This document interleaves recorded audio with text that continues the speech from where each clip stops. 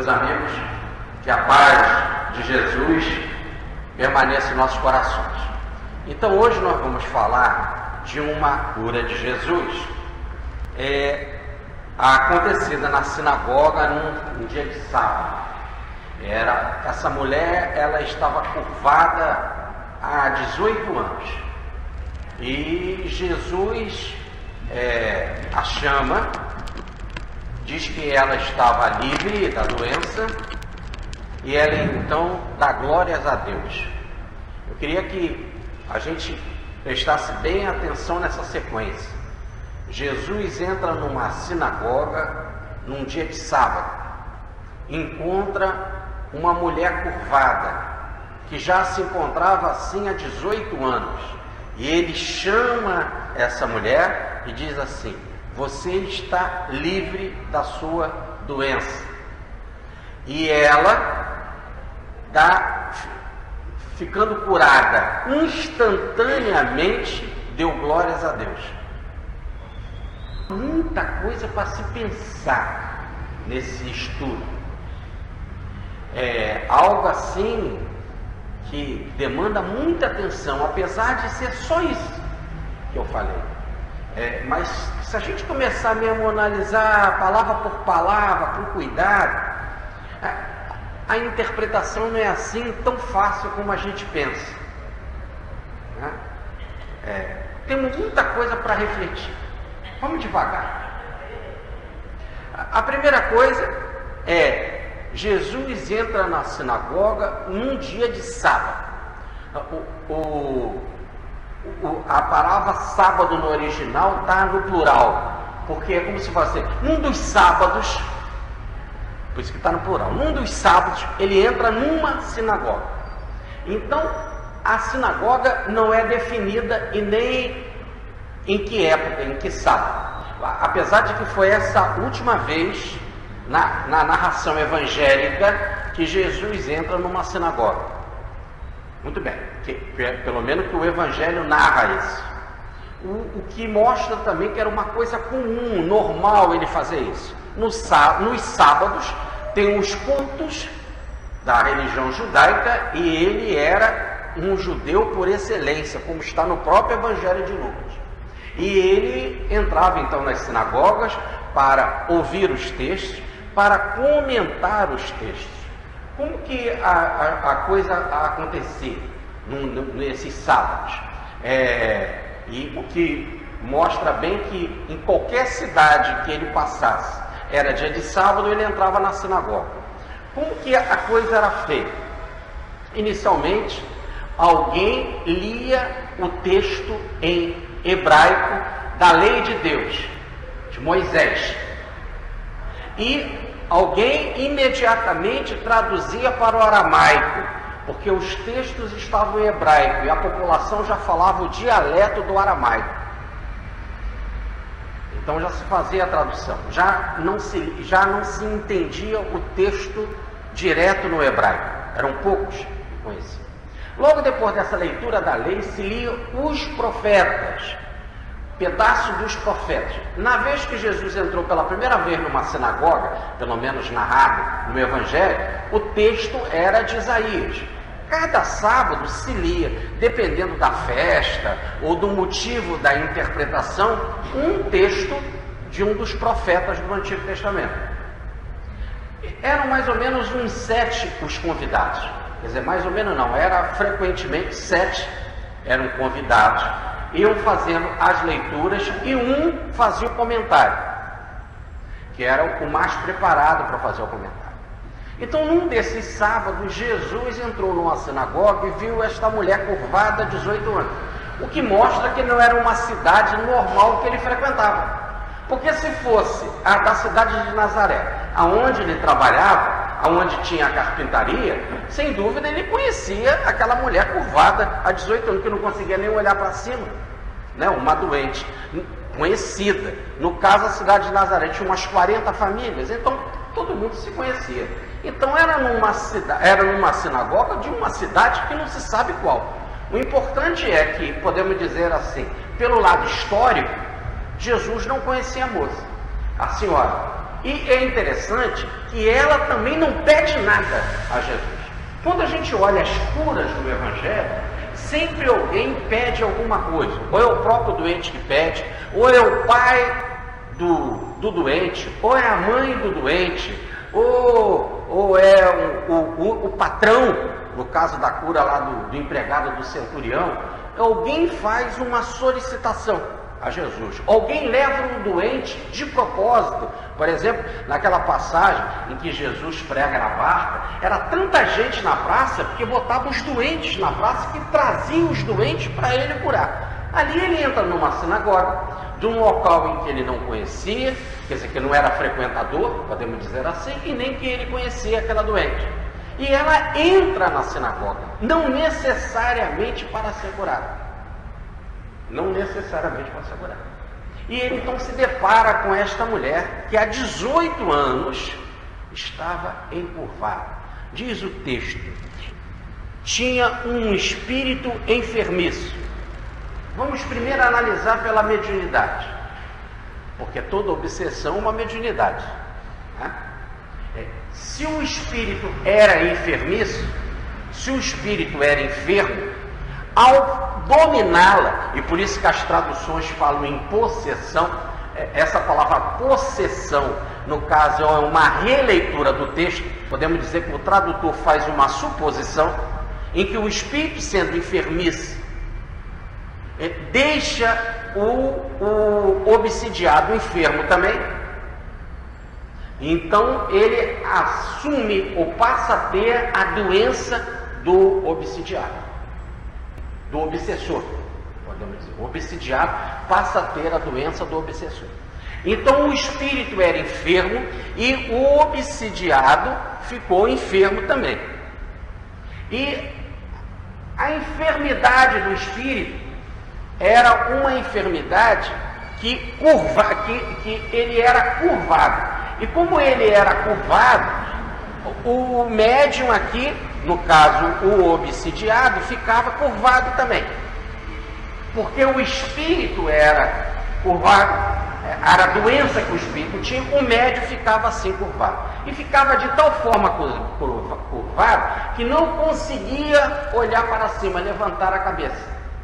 Já estava nessa situação há 18 anos. Essa particularidade do Evangelho de Lucas é muito interessante. Lucas adora fazer isso, definir coisas, acrescentar particularidades, coisas que às vezes sem essa particularidade fica difícil de caminhar, de interpretar. Repare que ela já era assim curvada, enfermidade que ela possuía por causa do espírito, há 18 anos. Jesus vai à sinagoga num culto normal de sábado, e aí ele entra na sinagoga. Depois nós vamos ver a briga dos judeus com relação à cura no dia de sábado, mas isso é para a próxima reunião. Muito bem. Ele entra então para o culto, se depara com aquela mulher curvada, tem a informação, ele mesmo, espiritual ou outro, disse que ela já estava assim há 18 anos. Ela não pede nada e ninguém pede nada. Ele apenas diz a passagem, a chama para si. Quando ele a chama para si, ele diz: você está livre da sua doença, da sua enfermidade. Está livre, está solto, está liberada da sua enfermidade. Está curada.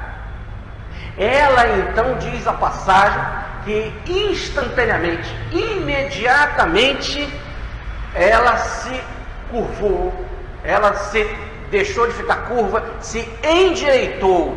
Na hora que ela se endireitou, ergueu-se, então se endireitou e deu glórias a Deus. Se ela se endireitou, muito bem, que ela dê glórias a Deus, é que a gente precisa conversar muito. E nós temos que ver duas coisas aí para a nossa análise. Primeiro, que não houve pedido.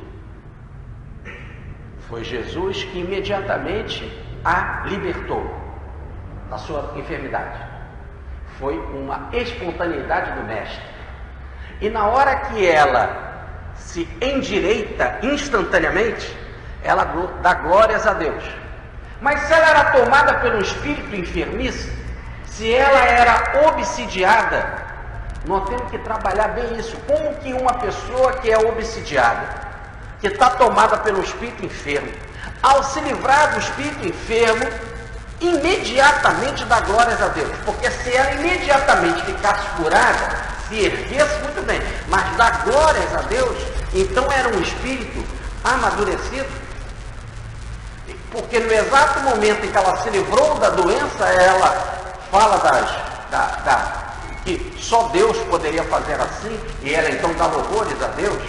Nós temos que trabalhar isso um pouco mais, porque a gente sabe que todo obsidiado tem culpa no cartório.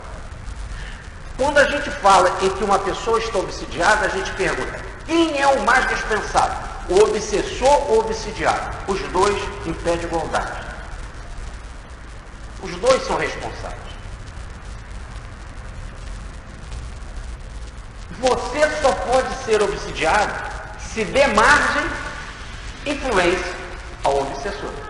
E ele só pode te dominar se houver uma relação, podemos dizer, de semelhança e, evidentemente, de fraqueza da parte do obsidiado para ser dominado. E se ele é fraco, e se ele é dominado pelo obsessor, logo se ele tem inimigo desta forma, e há 18 anos, como é que pode imediatamente ao ficar curado fisicamente, quer dizer, se endireitar fisicamente e ficar solta do obsessor, já sai dando glórias a Deus?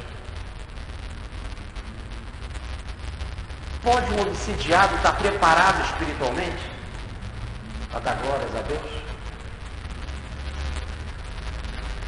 Vamos devagar. Vamos fazer agora uma leitura médica do texto. E por que uma leitura médica do texto? Porque quem escreveu foi Lucas. E Lucas era médico. Fora que, além de ser médico, ele era pintor, ele era artista. E tinha todo um jeito, uma sensibilidade extraordinária para escrever. E como era médico, era culto, tinha boas leituras e sabia então escrever muito bem. Então, além de ele escrever muito bem, e domínio da língua, e aí o texto mais lindo de todos os evangelhos é o dele, quando se lê no original no grego, além de ele escrever muito bem, ele era artista, pintor, logo ele tinha sensibilidade para colocar as palavras certas, para pintar bem o quadro, para criar um clima na leitura. E terceiro, sendo médico, ele tinha informação técnica. Vamos então fazer a leitura agora, não da tradução comum, mas do que está por trás de cada palavrinha. Infelizmente, o tradutor, às vezes, diante de um significado amplo, bem amplo, ele tem que pegar uma única palavra para resumir aquele conceito. Então, quase sempre a tradução mata, o tradutor mata o espírito quando ele faz a tradução.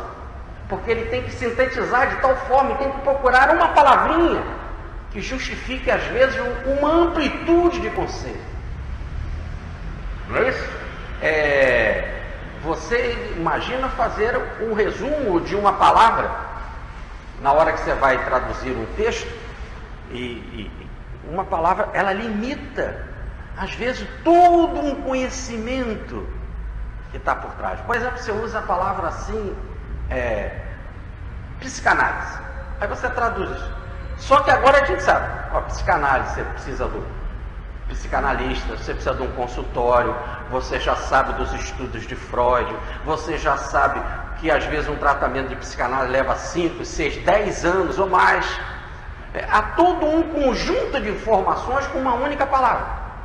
Então nós não podemos também ser superficial. Quando a gente pega uma palavra na tradução, a gente não pode ser superficial. A gente tem que ver o que está por trás. Vamos então pensar assim. Primeiro, quem está escrevendo é o médico. Diz a passagem: Jesus entra na sinagoga lá num dia de sábado. Muito bem. E encontra aquela mulher enfermiça e com um espírito enfermiço. E as pessoas traduzem obsidiado. Vamos imaginar que ela realmente esteja obsidiada. Pouco importa. Essa é uma releitura. O texto não fala em possessão. Pode haver possessão? Pode haver. Pouco importa. Doutor Roberto, esse é o nosso doutor Roberto? O doutor Roberto sempre fala assim: quando entra uma pessoa no consultório para eu tratar, e aí a pessoa diz assim: foi indicada por um centro porque de alguma instituição ou de alguma coisa, ou então um parente dá informação que ela está obsidiada. Pouco importa para ele se ele vai tratar ela ou vai tratar o obsessor. E nem ele se preocupa em tratar do obsessor, de tirar o obsessor. No exato momento em que você está tratando da pessoa, está tratando do obsessor. Se tiver obsessor, o tratamento é o mesmo. Qual é a diferença de você tratar um obsessor ou um obsidiado? É o mesmo jeito, conversando, orientando, dando suporte evangélico, esclarecimento, orientação. E se você orienta um, orienta dois, orienta três. Tá certo? Então, pouco importa. Isso é um detalhe. O texto não fala. Isso é uma releitura do texto, a possessão. O que se tem é que ela tinha um espírito enfermiço. E esse espírito pode ser o dela mesma, ou pode ser também de um obsessor.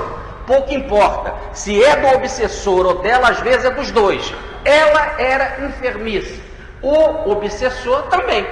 Se tem obsessor, os dois tinham o mesmo problema. Tá certo?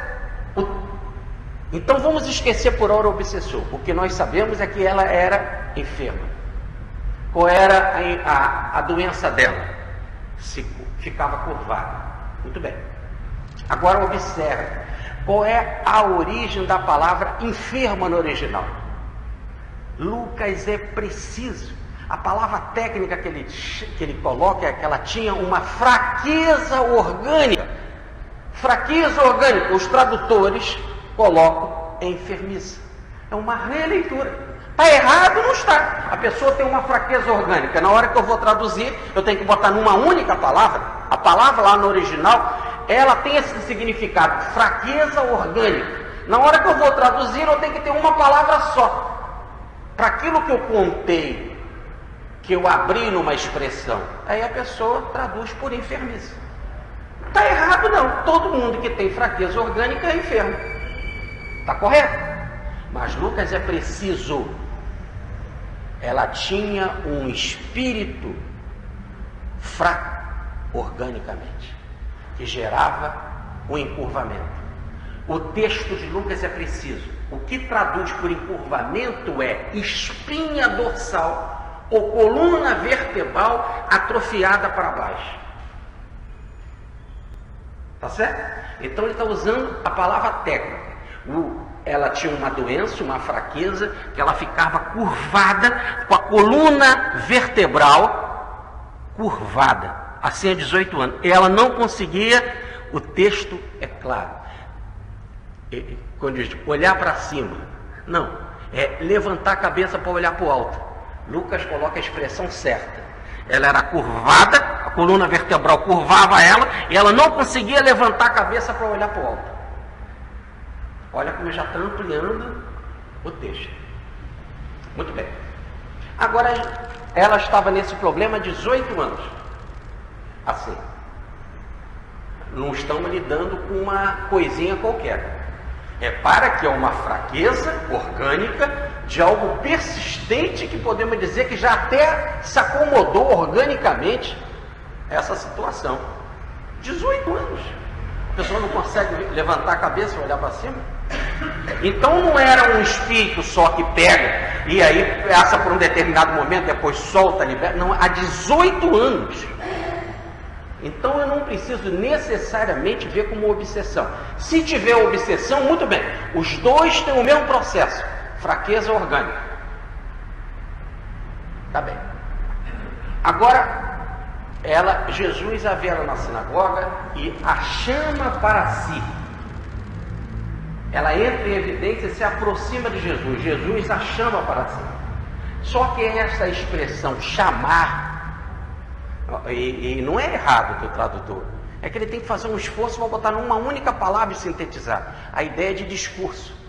Jesus chamou-a para si, ou melhor, trouxe para si e discursou para ela. E ele reduziu numa única palavra que é chamou para si. Não é só chamar para si. A palavra tem muito mais significado no original grego. É difícil da gente passar, porque dá a ideia de que ele fez uma explicação para ela. Chamou para si e explicou, comentou. Podemos dizer, fez uma orientação. Deu uma orientação para ela. Seria essa a melhor palavra. Jesus a trouxe a si e a orientou. Feito isso, ele diz assim: você está solta, livre. E ao dizer isso, impondo as mãos, uma força magnética tremenda, é o passe. Na hora que ele estendeu as mãos, diz o texto, ela se endireitou instantaneamente. A palavra no original, ela ficou erecta na coluna e levantou a cabeça. Ficou erecta e levantou a cabeça. E aí louvou a Deus. Agora repare que Jesus diz assim: você está livre, solta da sua enfermidade. Vamos pegar aqui a palavra. Jesus então chamou ela para perto dele, orientou e disse assim: mulher, estás livre da tua doença ou da tua enfermidade. É obsessão ou enfermidade? Agora, quando está na boca de Jesus, é enfermidade, é doença. Quando está na boca do escritor, é que fala um espírito enfermo. Agora, Jesus fala dela. Não interessa se ela tem um espírito ou não enfermo que pegou ela. Jesus está se referindo a ela. Com certeza ela era doente. Você está livre, solta da tua doença. Vamos repetir Jesus. Estás livre da tua doença. Mas a mesma palavra que está aqui como doença ou enfermidade é a mesma que está lá em cima. Tinha um espírito enfermo. E nós já vimos que esse espírito enfermo é fraqueza orgânica. Agora Jesus vai falar, a mesma palavra que eles traduzem por doença, é a mesma palavra para fraqueza orgânica. Então Jesus a chamou-a para si, orientou e disse: você está livre, solta, acabou a tua fraqueza orgânica. A tua fraqueza acabou. Você está livre. Essa mesma expressão de livre é a mesma que se dá para a mulher em termos do casamento. Se houve um divórcio, então você liberou, soltou, desprendeu o laço. A mesma coisa que você usa essa palavra libertar, soltar com relação a um casamento, né? Houve um vínculo, agora você está livre, está solto. Então ele usa essa expressão: você está livre, está solta daquilo que te impunha essa fraqueza orgânica. E no exato momento que ela fez isso, ela glória a Deus. Porque ele fez isso, instantaneamente ela glorificou a Deus. Em 18 anos ela teve algum aprendizado para poder louvar a Deus? E por que Jesus curou sem haver um pedido?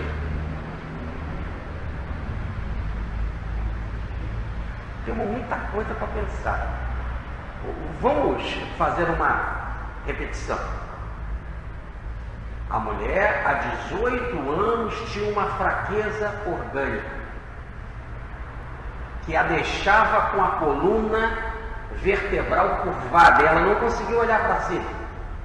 Jesus, vendo isso, a chamou, a orientou e disse: você está livre da sua fraqueza. E ela instantaneamente ergueu a coluna, levantou a cabeça, olhou para cima. O texto de Lucas é claro: olhou para cima e glorificou a Deus. É isso.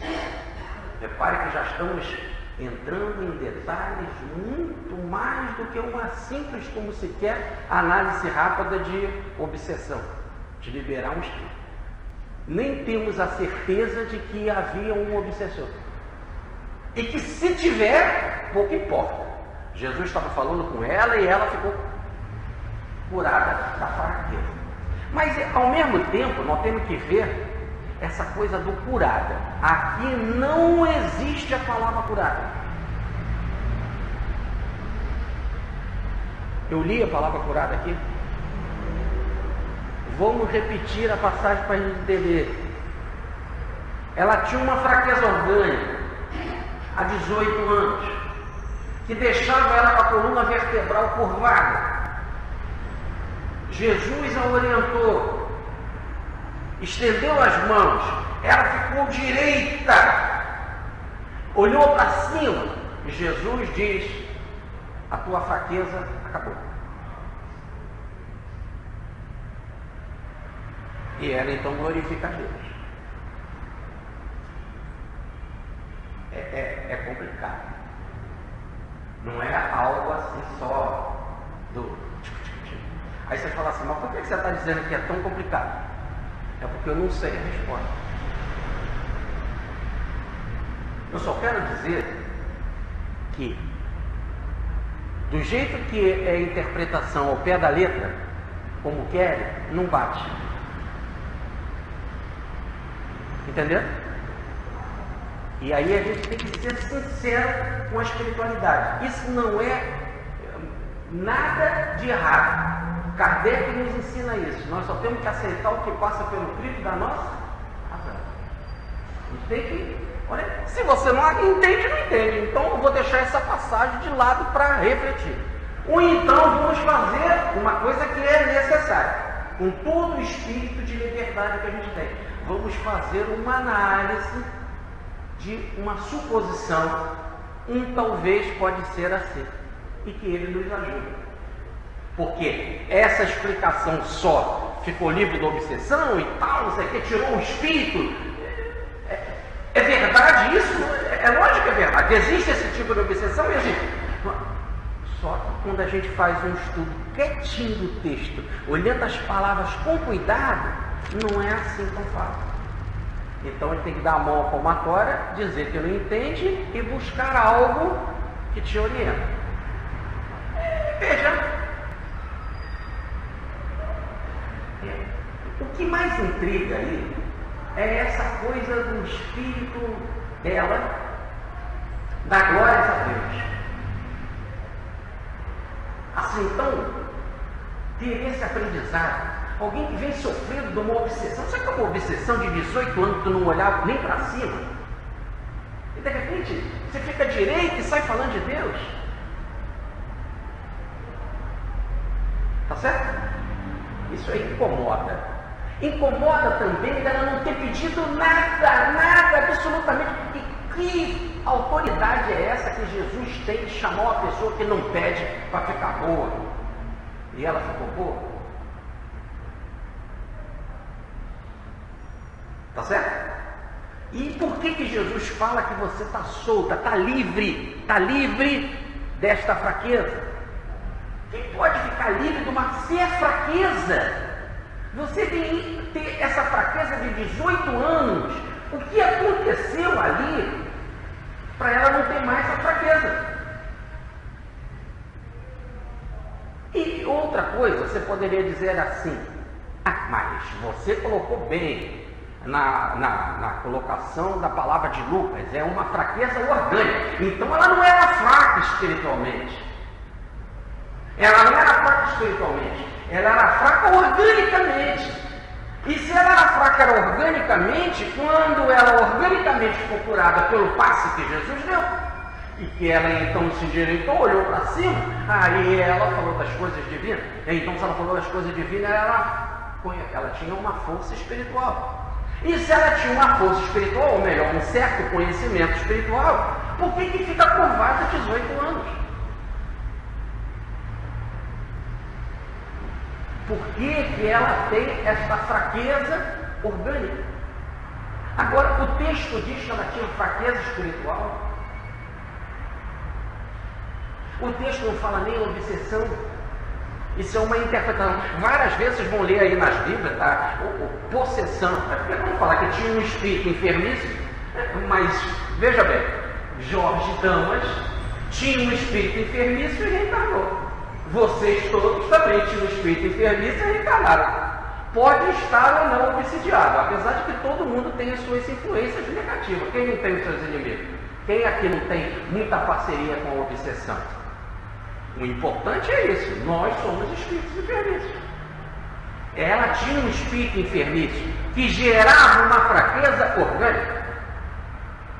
Agora, se ela tinha um espírito enfermiço, ou melhor, se ela tinha um espírito que gerava uma fraqueza orgânica, como que ela, ao endireitar, ela dá glória a Deus?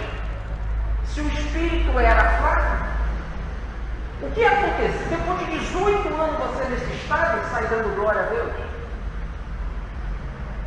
Agora vamos imaginar o seguinte. Veja, se a gente botar aqui não a obsessão, e sim a reencarnação nesse processo, como as coisas melhoram. Você tem por várias vidas, ou por uma vida, seja lá o que for, uma situação qualquer que gerou uma doença de fraqueza, que gerou uma determinada doença espiritual. Tudo bem?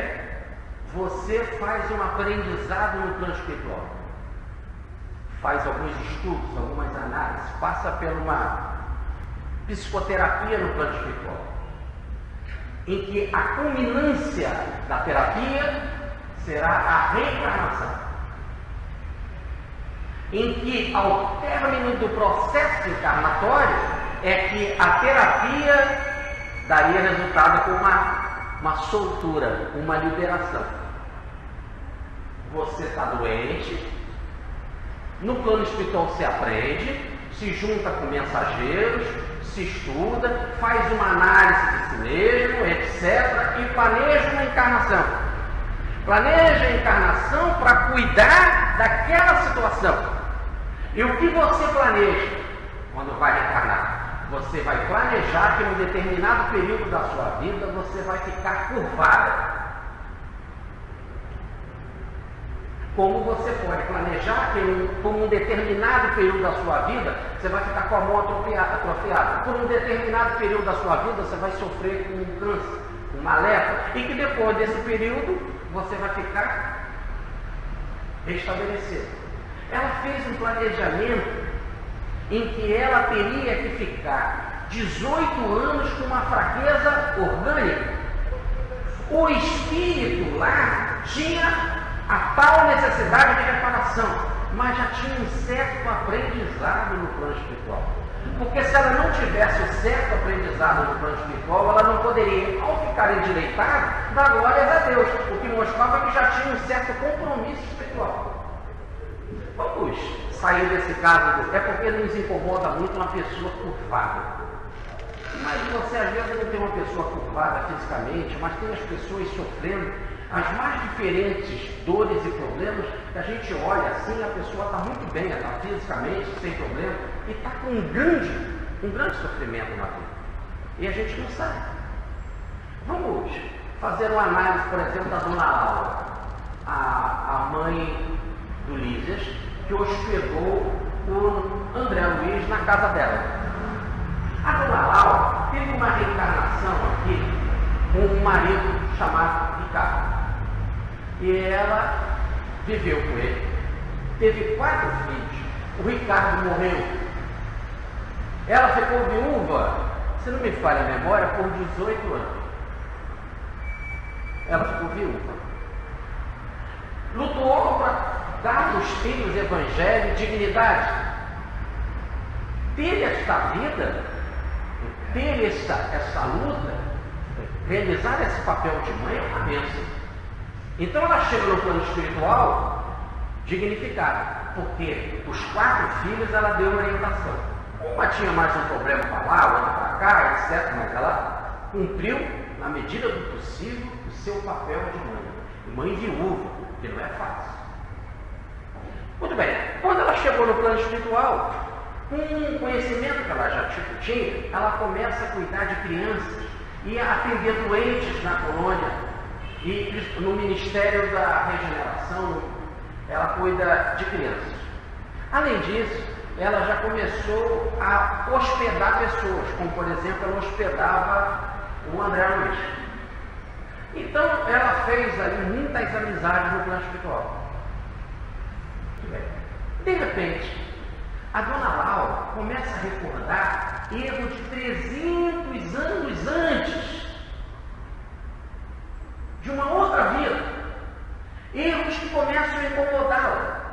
E ela então vai procurar orientação. Dão para ela umas fichas em que ela podia ler um resumo da vida dela antes de ser dona Laura, de 300 anos atrás, de que tinha cometido erros, coisas graves. Ela não só faz essas leituras, começa a fazer essas recordações, e ela é ajudada numa espécie de hipnose, de análise psicológica, para ajudar nessa lembrança. Lembra de tudo. Vê que ela tinha errado junto com o Ricardo, e planeja a reencarnação dela, que ia acontecer em São Paulo. O Ricardo veio primeiro, porque eles iam casar, e aqui tem essa tradição de que o homem é mais velho, né? Então Ricardo veio primeiro, e logo depois viria a dona Laura. E o que ela iria resgatar? O casal. Eles iriam resgatar erros não de dona Laura, da época de dona Laura, quando teve 4 filhos, e sim de 300 anos atrás. E quando ela fez essa encarnação, ela estava um pouco preparando para reencarnar, e lá eles fizeram uma reuniãozinha, uma festinha de despedida, um dos últimos capítulos lá do nosso lado, uma festinha de despedida. Ela estava temerosa, ela falou para o ministro Genésio, que é do Ministério da Regeneração: eu estou temerosa, poxa, toda vez que a gente vai para a reencarnação, a gente fica com temor. Reencarnar, o espírito tem medo de encarnar, e fica feliz quando desencarna. Tem festa aí, quando vai reencarnar é que fica com temor, porque não sabe se vai conseguir vencer. E o ministro Genésio disse para ela: olha, você vai vencer, você se preparou como dona Laura, como viúva, durante 4 cuidou dos seus filhos, você se fortaleceu, você conquistou coragem, força, chegou aqui, ajudou muita criança, está hospedando André Luiz e adquiriu tantas amizades. Olha aqui nessa festinha de despedida, quantos são teus amigos? E esses amigos vão te ajudar. E quando você conquista a amizade, mostra que já é um espírito que está amadurecendo. Mas repare que ela, quando reencarnar como dona Laura, vai passar por um problema por uma determinada quantidade de tempo grave. Que problema é esse? Esse problema, ela está pagando de 300 anos. Mas repare que como ela já conquistou algumas coisas, ela tem uma certa virtude espiritual. E na hora do bom combate, na hora da luta, ela terá esse conhecimento espiritual. E se for liberta espiritualmente, chega um médium lá e faz uma libertação, chega um profeta, chega lá um Jesus, uma caso desse assim, e a cura, se for um caso de cura, não importa, ela vai dar graças a Deus, vai dar glórias a Deus, porque já tinha uma reencarnação no meio do caminho de preparatória. Repare então, não é assim, você comete um erro e vai na outra pagar. Não, porque se você comete um erro e vai na outra pagar, você não está preparado. A vida não quer que você pague simplesmente por pagar se você não tem condição de aprender. A vida quer que você aprenda. Então, se você fez um erro, não é assim, quem pelo ferro fere, pelo ferro será ferido. Ação e reação. Entre a ação e a reação tem uma outra lei no meio que se chama o ritmo. Entre ação e reação tem uma outra lei que se chama do ritmo, que é aquilo que é a frase evangélica: Deus é um Deus de misericórdia que não dá fardo pesado além das forças de ninguém. Há uma preparação que às vezes leva 1, 2, 3, quantas reencarnações forem necessárias, ou terapias, ajudas espirituais, para você de alguma forma se preparar para quando você estiver passando por aquela expiação, por aquela provação, aí você tem a força para vencer. E quando vencer, mostrar que realmente venceu, mostrar maturidade. Porque no caso dessa mulher que estava enfermiça, e que ela tinha uma fraqueza orgânica por 18 anos, quando ela sai dessa fraqueza orgânica, que ela é liberada, e repare, solta, liberou, igual como um divórcio, está solto, liberou, pode ir, você está livre. Essa é a palavra que está usada por Lucas, é um divórcio, você está livre, pode fazer o que você quer.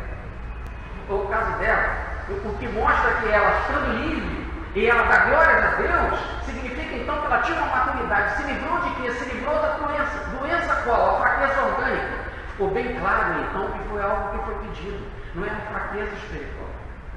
Ela tinha uma enfermidade espiritual. Se preparou no plano espiritual, planejou para ficar encurvada aqui, para pagar os seus erros, não sabe de quando, de 18 anos. Jesus observa que esse processo estava fim.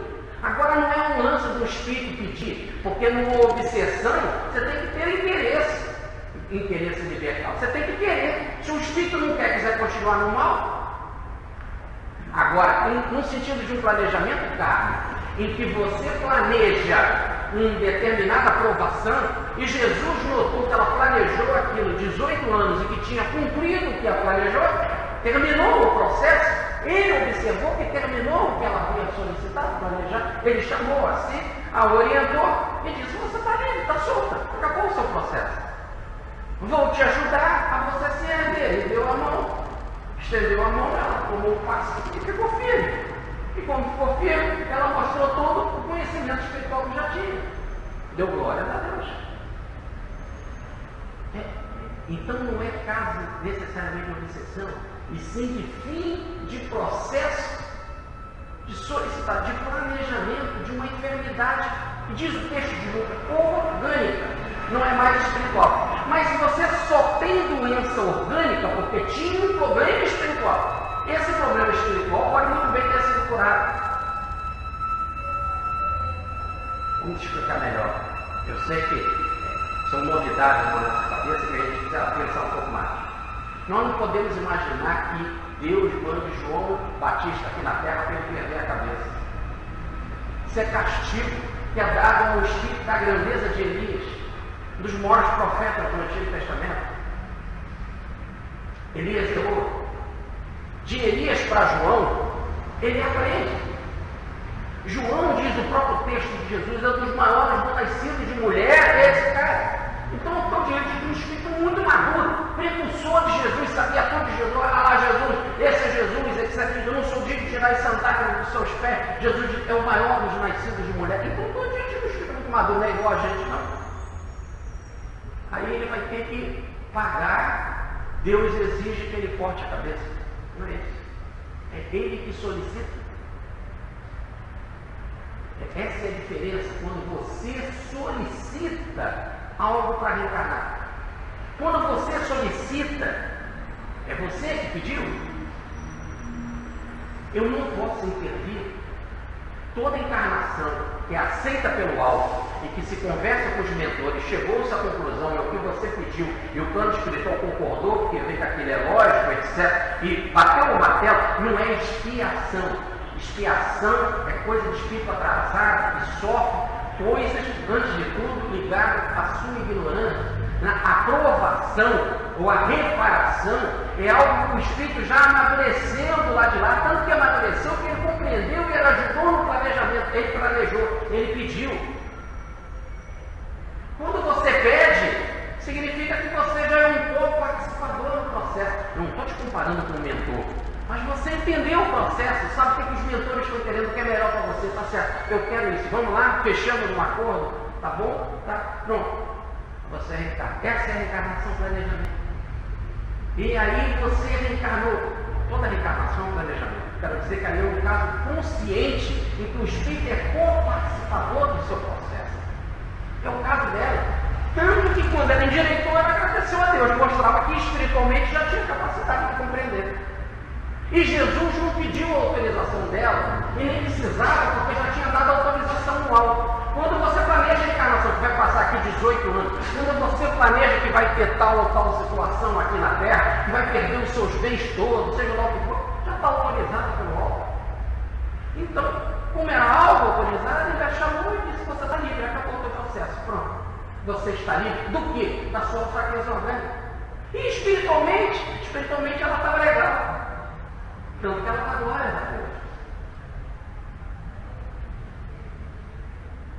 Mas vamos devagar. Lucas ainda dá detalhes. Ele não pode botar 18 anos e a gente interpreta os 18 anos como se ela tivesse pedido para passar aqui 18 anos. 18 anos que é aquilo ali. 15, mais um dá 16, mais um 17, mais um 18. 18 anos que são 365 dias vezes 18. Sem dúvida nós podemos e fazemos assim. A gente planeja uma doença, uma situação por um determinado período. E esse determinado período é contado em dias, meses e anos. Mas é estranho, muito estranho, ele usar um número tão simbólico como 18. E tão ligado 18 à fraqueza. Aí é que é o que ele deixou ali quicando, podemos dizer, a bola para a gente fazer o gol. Se ficarmos atentos. Então eu tenho que olhar o número 18 e de repente me bater com a palavra fraqueza. E aí tentar descobrir no 18 o que tem a ver com fraqueza. Que poderia gerar esse processo em um processo que é do se encurvar, ficar curvado. Todo aquele que só depende de si, que é dono de si, que é dono da sua vontade, é um fraco. Todo aquele que se acha poderoso, que se acha tal, que se acha valetão, mas que ele só depende das suas forças, é um fraco. Essa é a fraqueza.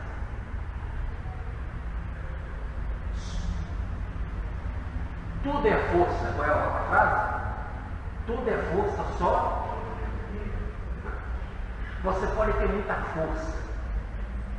Você pode fazer acontecer, sou tal, eu mando na minha vida, eu faço o que eu quero, vou falar, vem pra cá. Se não tiver Deus, você é um fraco. Todo mundo que não tem Deus é fraco. Todo aquele que só tem a si mesmo é um fraco. Se nós olharmos a carta 18 do tarô, a primeira coisa que ela tem, o nome dela, vocês lembram? É a carta da... Isso mesmo, a carta da Lua.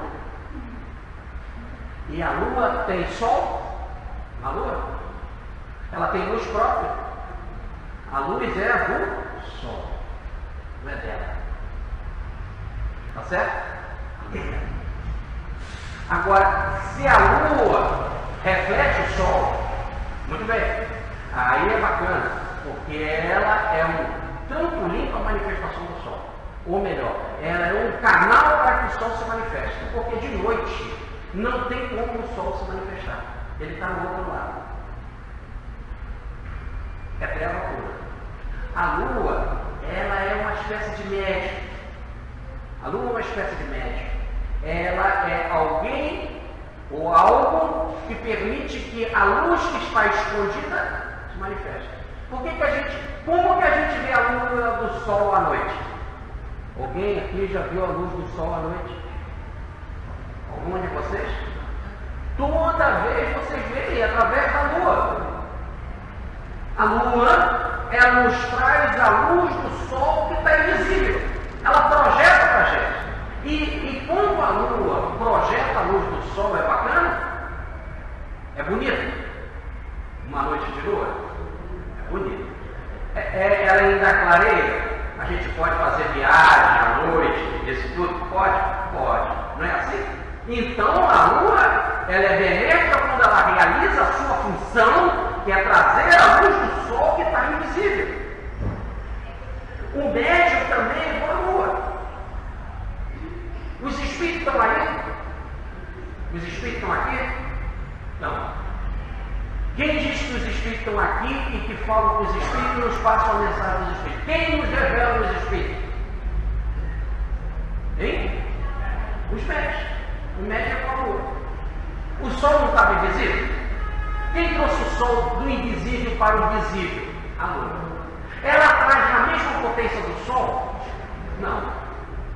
O médium também, ele também tem as suas deficiências. Ele traz o espírito em toda a sua potência? Não. Ele tem bloqueios dele, né? Interações mais ou menos profundas.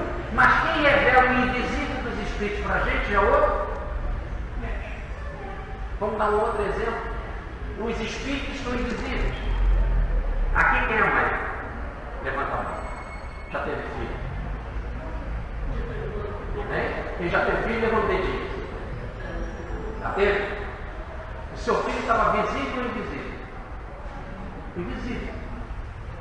Tu não sabia nem se era homem ou mulher, não sabia nada. Não é assim? Quem trouxe o neném do invisível para cá? A mãe. A mãe é igual a lua. A mãe é igual ao médico. Por isso que toda mãe é médica. Ela materializa o invisível. Ela traz ele para a gente. Quando a mãe traz o espírito para a gente, é bacana, ela cumpre o papel dela. O papel da mulher, materializar o espírito. A função materna. A lua cumpre o papel de nos trazer o sol que está no invisível. O médico cumpre o papel quando nos traz o espírito que está no invisível. Mas quando há um bloqueador nesse processo, que a mãe não quer ter filho. Agora foi muito interessante, nós estamos conversando com uma pessoa em São Paulo, colaborou muito, ajuda a casa, até a caridade pede para a gente não declarar o nome.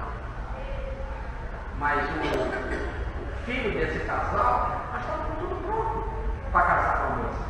Tudo certo para casar. E a sogra chamou ele, a sogra, e disse para o rapaz: você gosta da minha filha? Gosta, mas você saiba de uma coisa: essa minha filha não gosta de criança. Ela não vai, ela tem todas as condições para ter filho? Tem. Biologicamente, não tem. Ela não quer ter filho. Não quer. E você tem muita vontade de ter filho, eu tenho muita vontade de ter filho. Então você já sabe que você vai carregar esse problema. Quero refletir um pouco. Digo que aquilo não era simplesmente eu não quero ter filho porque eu vou me dedicar a um orfanato para 1000 crianças e aí eu não posso perder tempo porque eu tenho muito mais crianças, ou eu vou me dedicar a pesquisas científicas que vai depender muito de mim, ou eu sou um cientista lá da Antártida, vou ver no meio do gelo para pesquisar coisa. Vai ter um bem para alguém? Você pode ter outros filhos de outra forma, pouco importa. Não precisa ter filho biológico. Mas ali havia um egoísmo. Eu não quero ter porque eu quero me distrair. É bom se distrair, é muito bom. É bom cinema, teatro, boate, é muito bom, é muito bom, é muito bom viajar, é muito bom. Mas quando você só quer isso na sua vida, e por causa disso você não quer ter filho, aí é complicado. Aí é uma situação de uma doença imensa, de um egoísmo imenso. Porque nós temos que ter o caminho do meio, o equilíbrio. É bom se distrair, passear, mas também é bom também ajudar os outros. É bom também você poder ajudar na forma de mãe dos seus filhos. Então, interessante isso. Então, voltemos para o caso aqui, tá? Tem gente, então, que não quer essa bênção. Não quer, não quer. É extremamente desagradável. Tem todas as condições, mas não quer. Então, repare que aí é uma enfermidade espiritual. É mais do que uma enfermidade, né? Aí no caso neorgânica, é espiritual. Enfermidade do egoísmo. Então, veja, no caso, você está fazendo o que aí no caso daquele que nós estamos falando da Sol, Lua, Espírito, Média, bebê, mãe. Aqui nesse caso é bebê, mãe, ela faz um eclipse. Ela não está fazendo um eclipse? Ela está colocando a consciência dela trevosa entre a bênção luminosa da maternidade, a bênção luminosa de servir. Ela está botando o eclipse do egoísmo. Tá certo? Quando a lua também está em eclipse, ela não faz a função dela, que é trazer o sol, a luz do sol. Quando o médium é desorientado e ele só quer trazer espírito trevoso e não espírito luminoso, e ele não quer se preparar moralmente para receber, ser intermediário de luz e se intermediário de treva, se ele é treva, e os espíritos que se manifestam com ele também são trevas, tudo fica treva. Ele não cumpre a sua função. Por exemplo, se ele é médium e é só da obsessão, é um obsidiado. Qual é a utilidade de uma obsessão para a humanidade? Nada. É um eclipse. Então o médico não se prepara na moral para exercer a luminosidade da mediunidade, ele coloca o eclipse na vida dele. Tá certo? Então a carta 18 não é a carta 18 da Lua.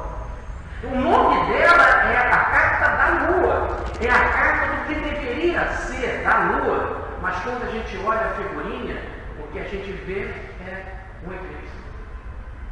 A Lua não está fazendo o papel dela. Logo é noite de trevas. Entendeu? A carta 18 do tarô? Muito bem. Agora, a mais interessante ali na carta 18 do tarô. Quando a gente olha para a Lua tem uma cara. A Lua tem uma cara. E no fundo, olha que situação. O eclipse era para a Lua bater o Sol.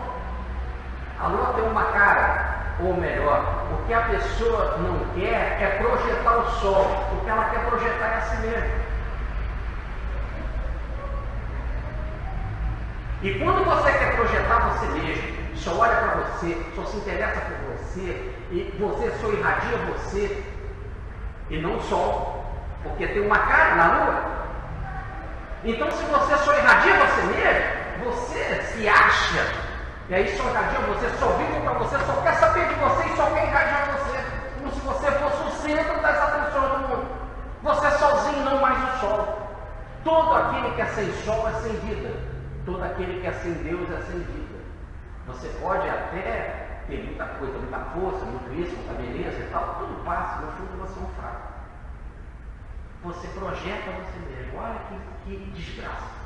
E o que é mais interessante é que em volta desta Lua, naquilo que sombriamente ou palidamente ela consegue irradiar, porque quando você só quer irradiar você mesmo, você é pálido, não tem força. Quando não é o serviço do bem, é fraco. E aí, naquilo apenas você consegue irradiar ou mostrar, são os instintos mais feios. Há um lobo uivando para a Lua com medo dela.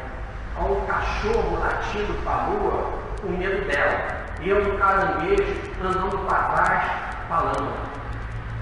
Significa que até a natureza tem medo de você. E a gente sabe que quando o espírito é muito ruim e é atrasado e é fraco e só quer saber dele mesmo, a gente sabe que até outros animais muitas vezes são estranhos a eles, não se adaptam a eles, não gostam deles. Eu tinha um dom para ele, grandão, feio pra caramba, porque eu não entendo de Lula, não é por causa, mas acho que vocês entenderam. Grande, feio. Ele Lula. E uma vez eu fui lá em casa, toda vez que vinha visita, eu botava o Lula na grade. O bicho grande levantava sem as patas maior que a gente. E uma pessoa foi lá me visitar, um casal amigo, faz palestras de mistério aí. Então foi lá. O que acontece? O caminho estava fechado ali, o cachorro fugiu e veio. Eu fiquei desesperado. O cachorro era apresentado. O amigo do cachorro, o quietinho, o seu lugar dela, então agora vamos lá, bota o caminho outra vez. Então, quando a pessoa tem uma vibração boa com os animais, eles respondem positivamente. Concorda? Quando não tem, aqueles lá têm medo. Tem animal que tem medo dos outros. Tem medo, vibração ruim, laje para espírito, quando chega obsediado perto de determinados animais, eles ficam extremamente nervosos. Cavalo não suporta o obsidiado. Cavalo logo demonstra isso. Os animais, gato foge, cachorro, te ataca. Ou então quando foge, tem medo. Interessante. Aqui no caso,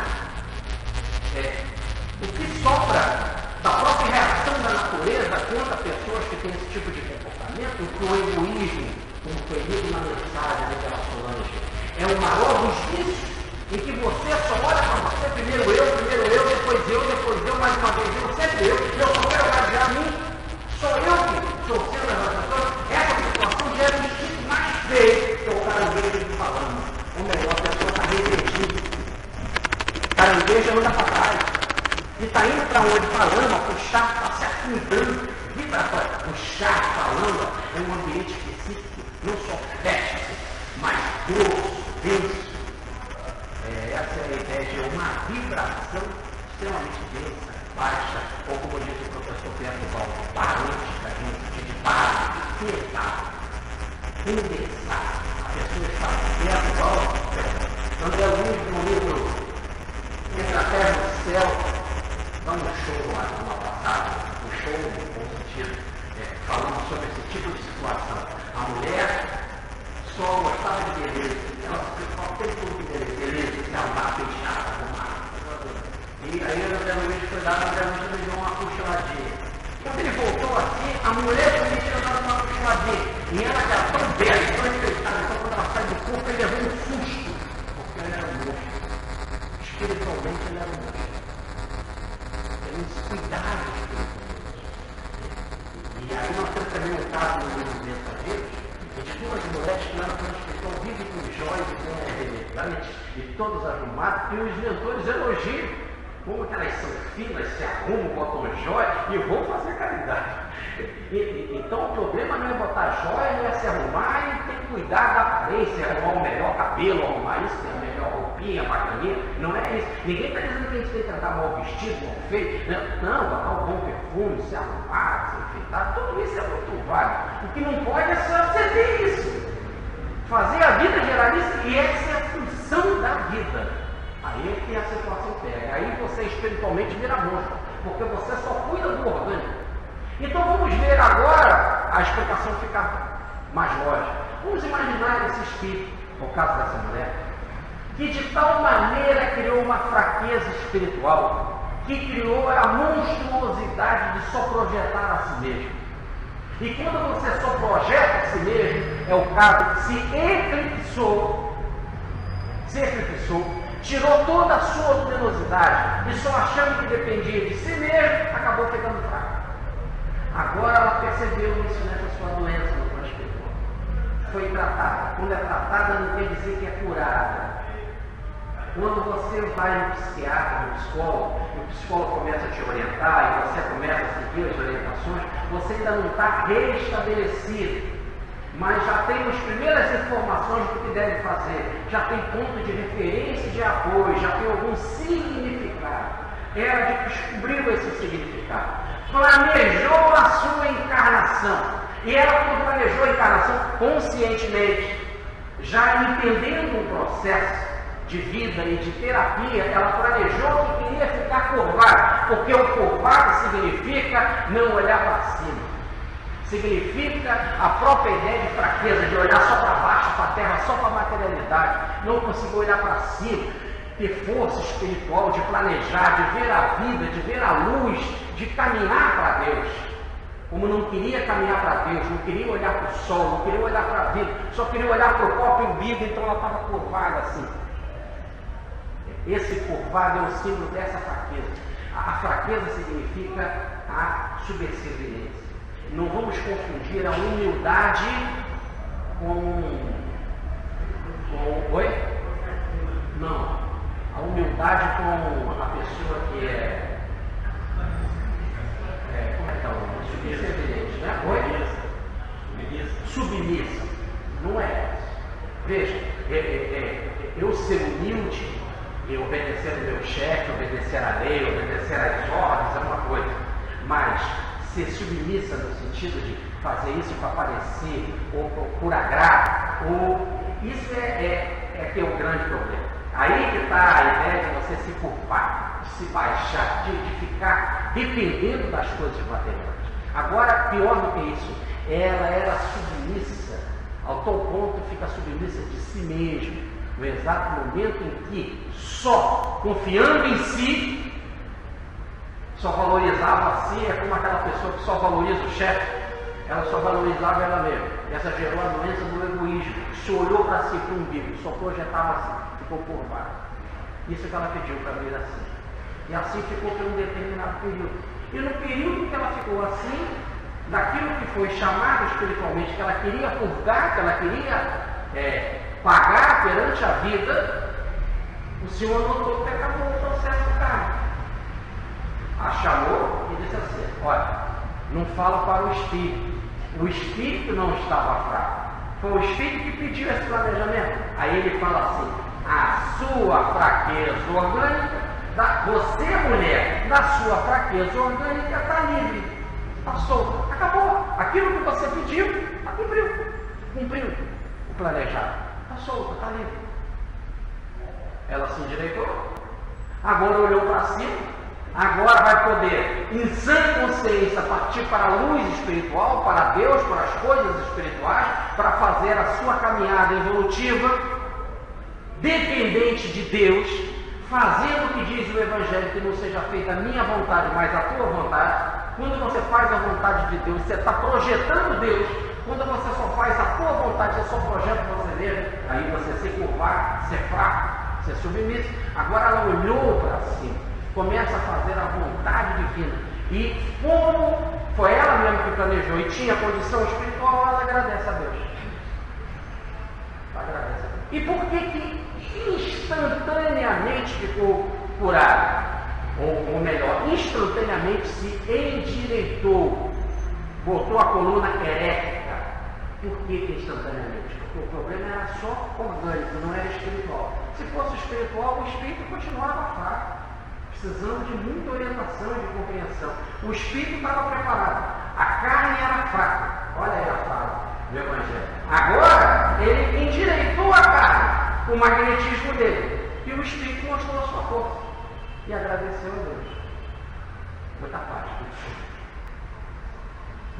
Semana que vem, então não tem a palestra para as 17h30. Bem?